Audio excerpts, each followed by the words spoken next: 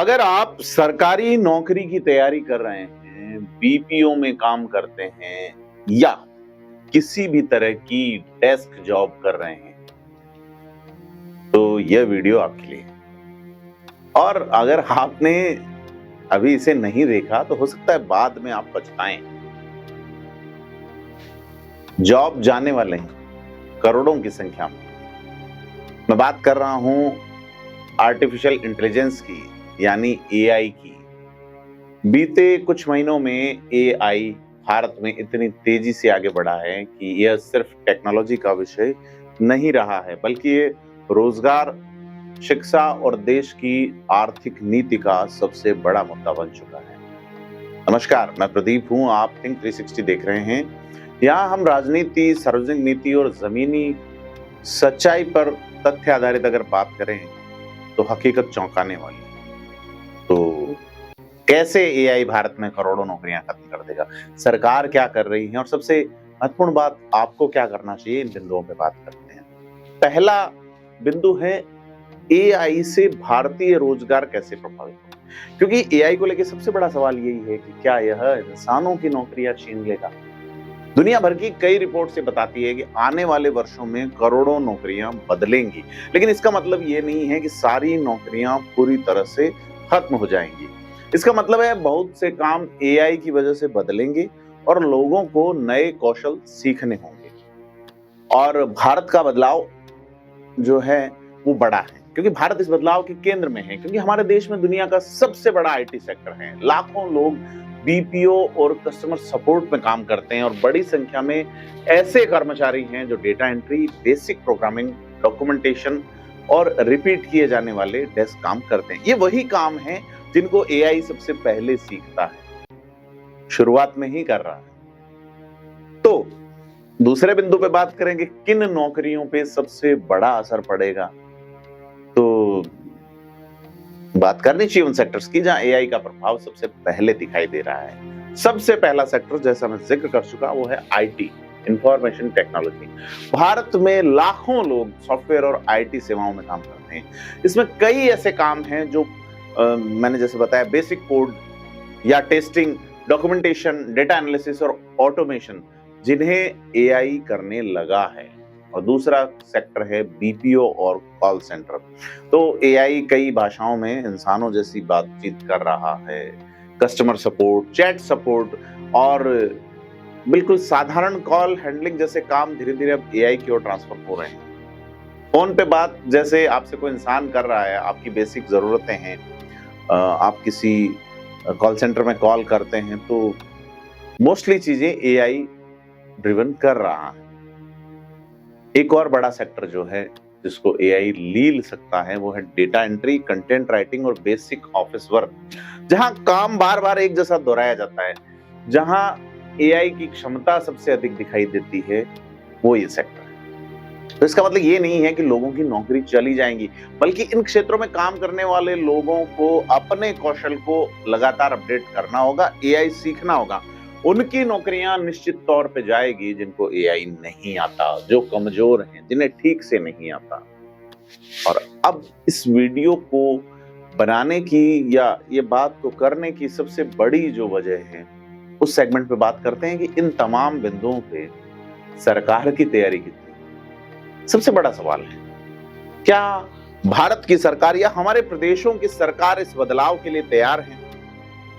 सरकार खुद एआई को बढ़ावा देने के लिए कई पहल शुरू कर रही है। देश में एआई रिसर्च, कंप्यूटिंग इंफ्रास्ट्रक्चर और स्टार्टअप्स मजबूत किए जा रहे हैं। लेकिन दूसरी तरफ एक बड़ा सवाल अभी भी है कि अगर किसी कर्मचारी की नौकरी एआई की वजह से प्रभावित होती है, तो उसके लिए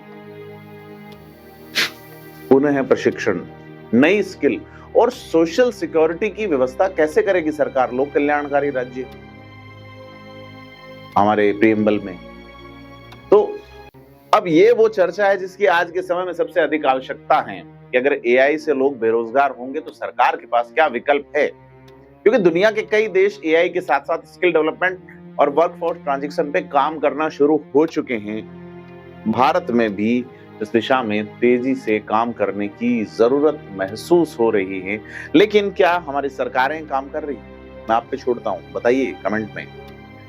तो एक और सवाल है कि क्या आर्टिफिशियल इंटेलिजेंस सिर्फ नौकरियां खत्म कर रहा है? इस चर्चा का दूसरा पक्ष भी है, क्योंकि एआई सिर्फ नौकरियां नहीं खत्म करता बल्कि नई नौकरियां भी पैदा कर रहा है।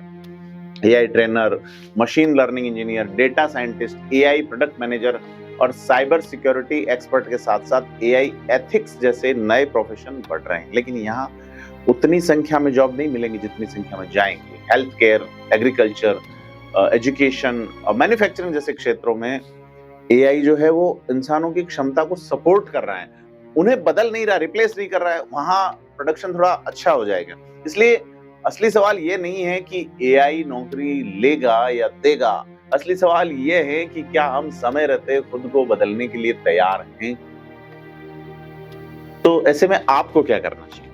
अगर आप विद्यार्थी हैं या आप नौकरी करते हैं या आप प्रतियोगी परीक्षा की तैयारी कर रहे हैं तो घबराने की जरूरत नहीं है, लेकिन तैयारी शुरू करने की जरूरत है। सबसे पहले आर्टिफिशियल इंटेलिजेंस टूल का उपयोग करना सीखिए। Chat GPT, Gemini, Copilot, Claude, दूसरे प्लेटफॉर्म जो फ्यूचर की वर्क स्टाइल यानी भविष्य की कार्यशैली का हिस्सा बन रहे हैं। और दूसरी और सबसे इंपॉर्टेंट बात, डिग्री के ऊपर निर्भर मत रहिए, नई स्किल सीखिए। Data, digital tools, communication, problem solving और क्रिएटिव थिंकिंग।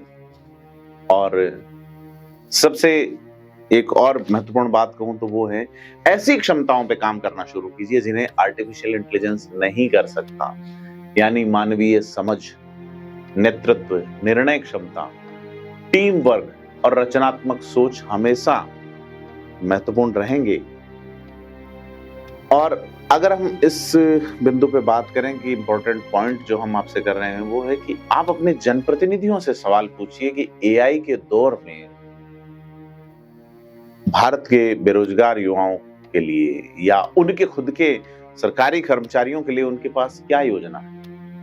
क्योंकि तकनीक का बदलना तय है, लेकिन समाज उस बदलाव को कैसे संभालेगा यह एक डिपेंड करेगा कि आपकी नीतियां कैसी हैं।